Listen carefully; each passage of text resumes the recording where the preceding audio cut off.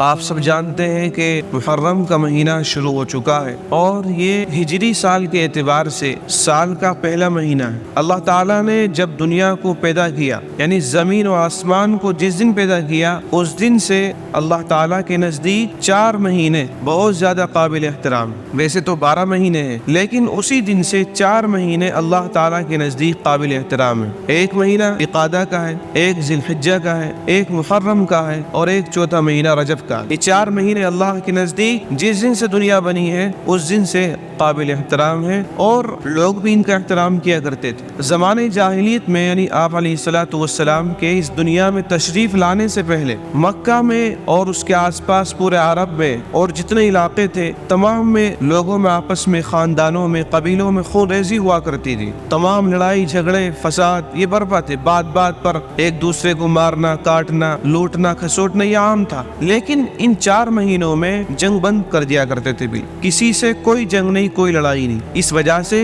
کہ یہ مہینے اللہ کے نزدیک قابل احترام ہیں تو وہ لوگ بھی اس کا احترام کیا کرتے۔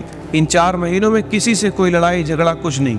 بہرحال اس وقت یہ تیسرا مہینہ ہے محرم کا۔ کچھ باتیں ہیں محرم کے تعلق سے، کچھ ہماری ذمہ داریاں ہیں، ان کو سمجھنا ہے کہ ہمیں کیا کام کرنے ہیں اور کن کاموں سے بچنا ہے۔ 2 باتیں، کن کاموں کو کرنا ہے اور کن کاموں سے بچنا ہے۔ محرم کا مہینہ، اس میں آپ علیہ الصلوۃ والسلام نے 10ویں روزے کے متعلق، دراصل جب آپ علیہ الصلوۃ والسلام مکہ چھوڑ کر کے مدینہ طیبہ ہجرت فرما گئے تو وہاں جا کر کے دیکھا کہ یہودی لوگ جو مدینہ میں پہلے سے رہتے تھے، تمام قبیلے والے 10 محرم الحرام کا روزہ رکھتے ہیں۔ اب تحقیق کی گئی کہ بھئی یہ محرم کا روزہ کیوں رکھتے ہیں، تو معلوم ہوا کہ بھئی ہمارے نبی حضرت موسیٰ علیہ الصلوۃ والسلام کو اسی دن فرعون کے اور اس کے لوگوں کے ظلم سے نجات ہوئی تھی، حضرت موسیٰ علیہ السلام کو اور آپ کی قوم بنی اسرائیل کو۔ اس دن نجات ہوئی تھی تو ہم اس خوشی میں اللہ تعالیٰ کا شکر ادا کرتے ہوئے، اپنے پیغمبر کی خوشی میں شامل ہوتے ہوئے 10 محرم الحرام کا روزہ رکھتے ہیں۔ یہ جواب ملا تو آپ علیہ الصلوۃ والسلام نے جواب دیا کہ بھئی تم سے زیادہ تو ہم حقدار ہیں، تم سے زیادہ تو اس محرم کے روزہ رکھنے کے ہم حقدار ہیں، اس لیے کہ حضرت موسیٰ علیہ الصلوۃ والسلام بھی نبی تھے اور میں بھی نبی ہوں، وہ بھی پیغمبر تھے، میں بھی پیغمبر ہوں، لہذا اس اعتبار سے وہ ہمارے بھائی ہوئے،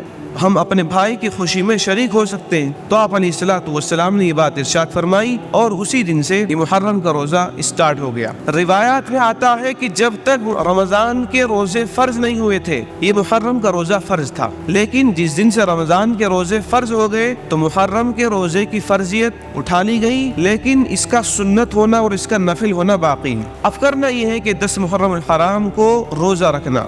روایت میں ہے کہ جو آدمی 10 محرم الحرام کا روزہ رکھتا ہے تو اللہ تعالیٰ اس کے سال بھر کے گناہ معاف فرما دیتا ہوں۔ کتنی بڑی فضیلت! جو آدمی 10 محرم الحرام کا روزہ رکھتا ہے تو اللہ تعالیٰ سال بھر کے اگلے پچھلے گناہ معاف فرما دیتا ہے۔ اور ایک روایت میں یہ اچھا، پھر دوسری بات یہ ہے کہ 10 محرم الحرام کا روزہ یہودی رکھتے ہیں اور پہلے سے رکھتے چلے آ رہے ہیں، آج کا تو علم نہیں کیونکہ ان لوگوں میں دین باقی نہیں رہا اپنی اصل پر، لیکن پہلے زمانے میں وہ 10 محرم الحرام کا روزہ رکھتے تھے۔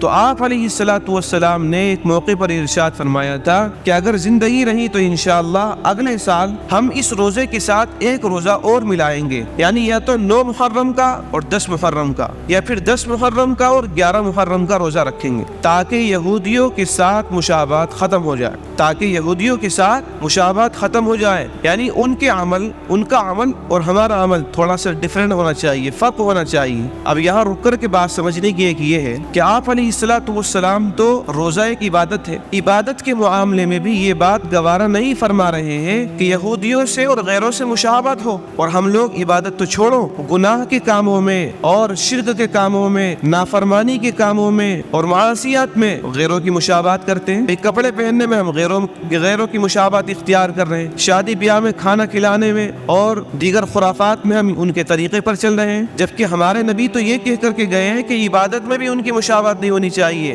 چہ جائے کہ دیگر کاموں میں۔ بہرحال دوسری حدیث ہے، اللہ کے نبی صلی اللہ علیہ وسلم نے فرمایا کہ من وسع علی عیالہ فی نفقتہ وعاشوراء وسع اللہ علیہ، کہ جو آدمی عاشورہ کے دن یعنی 10 محرم الحرام کو اپنے گھر والوں پر، اپنے بال بچوں پر وسعت کرتا ہے، یعنی دسترخوان وسیع کرتا ہے، ان کے لیے اچھے سے اچھے کھانے کا انتظام کرتا ہے، تو اللہ تعالیٰ اس کے رزق میں برکت کرتے ہیں، کشادگی پیدا کرتے ہیں۔ تو محرم کے دن روزہ رکھیں، سحری میں اچھے سے اچھا انتظام کرے اور افطار میں اچھے سے اچھا انتظام کرے۔ اس کے علاوہ اگر آپ نے روزہ نہیں بھی رکھا ہے، گھر میں کچھ لوگ جو روزہ نہیں رکھ پا رہے ہیں، یا اگر کسی نے نہیں بھی رکھا ہے، پہلی بات تو رکھنا چاہیے، لیکن اگر نہیں بھی رکھا ہے تب بھی دسترخوان کو وسیع کرنا چاہیے، جتنے اچھے سے اچھا انتظام ہو سکے کرنا چاہیے۔ یہ تو ہے کرنے کے کام۔ یہ کیا ہے بھائی؟ کرنے کے کام، محرم کا روزہ اور اپنے گھر پر دسترخوان میں وسعت، کشادگی، ان کے لیے اچھے سے اچھا کھانے کا انتظام، یہ تو کرنے کا کام ہے۔ اور جو نہ کرنے کے کام ہے، جو نہ کرنے کے کام ہے، وہ تمام کام ہیں جو معاشرے میں مشہور ہیں۔ سب سے پہلا کام معاشرے میں مشہور یہ ہے کہ محرم کے مہینے میں کوئی شادی بیاہ ہم نہیں کریں گے۔ یہ پرانے زمانے سے جہالت چلی ہوئی آ رہی ہے۔ محرم کے مہینے کو ایک غم کا اور شوق کا مہینہ سمجھا جاتا ہے، اور اس کو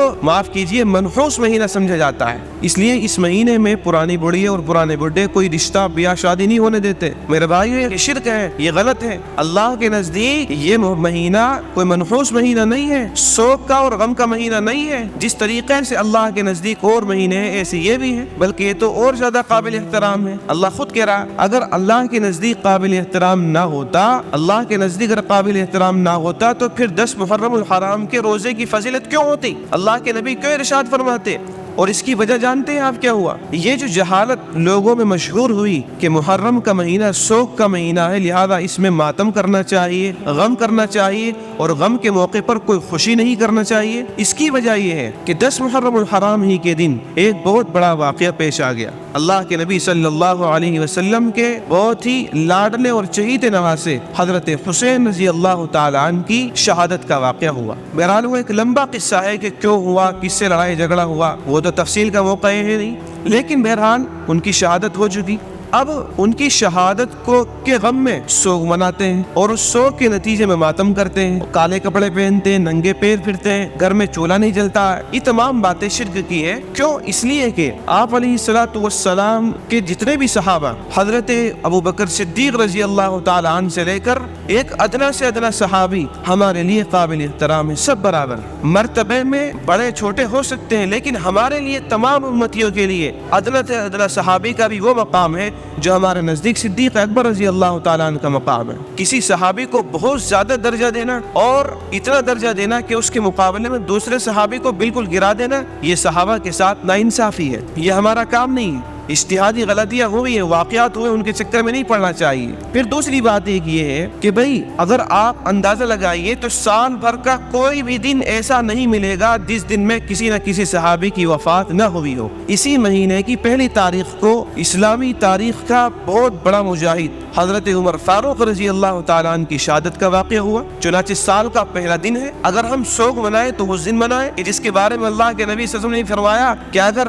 میرے بعد کوئی نبی ہوتا لکان عمر، تو عمر ہوتے، اور جن کے بارے میں یہ بات بہت مشہور ہے کہ جب سے عمر رضی اللہ عنہ نے اسلام قبول کیا اس دن سے مسلمانوں کے دل چوڑے ہو گئے، سینہ کھول کر کے مکہ میں عبادت کی اور کفار کی ہمت نہیں ہوئی مقابلہ کرنے کی، اور جن کے بارے میں یہ بات بہت مشہور ہے کہ جس گلی سے وہ گزر جاتے ہیں تو شیطان کی ہمت نہیں ہوتی اس راستے کو گزرنے کی۔ اس ہستی کی اور اس شخصیت کی پہلی تاریخ کو محرم کی شہادت ہوئی۔ پھر اسی دن اسی مہینے میں حضرت عثمان رضی اللہ عنہ کی شہادت ہوئی، حضرت علی رضی اللہ تعالیٰ عنہ کی شہادت ہوئی۔ یعنی اگر آپ محرم کا پورا مہینہ دیکھیں اور محرم کے علاوہ 11 مہینے دیکھیں، ہر مہینے میں ہر دن میں کسی نہ کسی صحابی کی وفات اور شہادت ہوئی ہے۔ تو اگر غم اور شوق منانے کا اتنا ہی شوق ہے اور اتنا ہی ماحول بنایا جا رہا ہے تو پھر پورے سال ہر دن غم مناؤ، پوری زندگی غم میں نکال دو، جبکہ اللہ کا یہ حکم نہیں ہے، یہ اسلامی تعلیمات کے خلاف ہے۔ اللہ کا حکم تو یہ ہے کہ اگر کسی کا انتقال ہو جائے تو ایک آدھ دن، ایک دو دن شوق مناؤ، بس پھر اس کے لیے ایصال ثواب کرو، قرآن کریم پڑھو، ثواب پہنچاؤ، صدقہ خیرات کرو۔ اگر شوہر کا انتقال ہو جائے تو بیوی کے لیے حکم ہے کہ وہ 4 مہینے اور 10 دن یا 130 دن عدت کرے، شوق منائے، باقی کسی اور امتی کے لیے حکم نہیں ہے، صرف بیوی کے لیے ہے۔ اس لیے محرم کی 10 تاریخ کو ماتم منانا اور شوق منانا اور گھر والوں پر خرچ نہ کرنا، یہ تمام باتیں ان کا اسلام سے کوئی تعلق نہیں ہے، بلکہ اللہ نے قرآن میں فرمایا وَلَا تَقُولُوا فِي سَبِيلِ اللَّهِ أَمْوَاتٌ بَلْ أَحْيَاءٌ عِنْدَ رَبِّهِمْ يُرْزَقُونَ کہ جو لوگ اللہ کے راستے میں شہید ہو گئے وہ مرے نہیں ہیں، وہ تو زندہ ہے، اللہ کے یہاں ان کو رزق دیا جاتا ہے، اور ماتم زندوں پر نہیں کیا جاتا، ماتم تو مردوں پہ کیا جاتا ہے۔ تو جو لوگ حضرت حسین رضی اللہ تعالیٰ عنہ کو یا کسی اور صحابی کو مرا ہوا سمجھ رہے ہیں وہ ماتم کرے، لیکن ہم تو ان کو زندہ سمجھتے ہیں۔ اللہ کے یہاں جو شہید ہو چکا وہ مرا نہیں ہے، وہ ہماری نظروں سے غائب ہو گیا، بل احیاء ولکن لا تشعرون بلکہ وہ زندہ ہے لیکن تمہیں پتہ نہیں ہے۔ اور دوسری آیت میں بل احیاء بلکہ وہ زندہ ہے عند ربہم یرزقون انہیں اپنے رب کے یہاں رزق دیا جاتا ہے۔ اس لیے میرے بھائیوں وہ باتیں ہمیں بالکل نہیں کرنی ہے جن کا اسلام سے کوئی بھی تعلق نہیں ہے، اور ان باتوں کا اسلام سے کوئی تعلق نہیں ہے، بلکہ صحابہ ہمارے دلوں کی جان ہے، ہمارے جگر کے ٹکڑے ہیں، ان کے ذریعے ہمیں دین نصیب ہوا ہے۔ ہماری ذمہ داری تو یہ بنتی ہے اگر کسی صحابی کی وفات ہمیں یاد ہے تو ہم اس کے لیے ایصال ثواب کریں، صدقہ خیرات کریں، لیکن کوئی نہیں کرتا۔ بتاؤ ایک ماتم کرنے والا اٹھا لو جس نے ایک آدھ پارہ حضرت حسین رضی اللہ تعالیٰ عنہ کے لیے پڑھا ہو، لیکن سینہ پیٹنے والے، کالے کپڑے پہننے والے اور لوگوں کو گمراہ کرنے والے ہزاروں مل جائیں گے۔ تو یہ دراصل اسلامی تعلیم سے ہٹانے کی بات ہے، اسلام کا ان سے کوئی تعلق نہیں ہے۔ خلاصہ کلام یہ ہے کہ 10 محرم الحرام کے دن ہمیں کرنا یہ ہے کہ روزہ رکھنا ہے، اس کے ساتھ 9 تاریخ کا روزہ ملا لو یا 11ویں تاریخ کا روزہ ملا لو۔ دوسری بات یہ ہے کہ اپنے دسترخوان کو وسیع کرنا ہے، رشتہ داروں کو بلا سکتے ہیں، پڑوسیوں کو بلا سکتے ہیں، اپنے بال بچوں کو اچھے سے اچھا کھلا سکتے ہیں، اور اس کے علاوہ جو کام میں نے گنوائے کہ اس مہینے میں بیاہ شادی نہ کرنا، رشتے نہ کرنا، کوئی خوشی کا کام نہ کرنا، یہ باتیں ٹھیک نہیں ہیں، اور ماتم وغیرہ منانا بالکل ٹھیک نہیں ہے۔ اللہ تعالی ہمیں صحیح دین نصیب فرمائے اور سچا مذہب نصیب فرمائے، خالص تعلیم ہمیں اسلام کی نصیب فرمائے۔ وآخر دعوانا الحمد للہ رب العالمین۔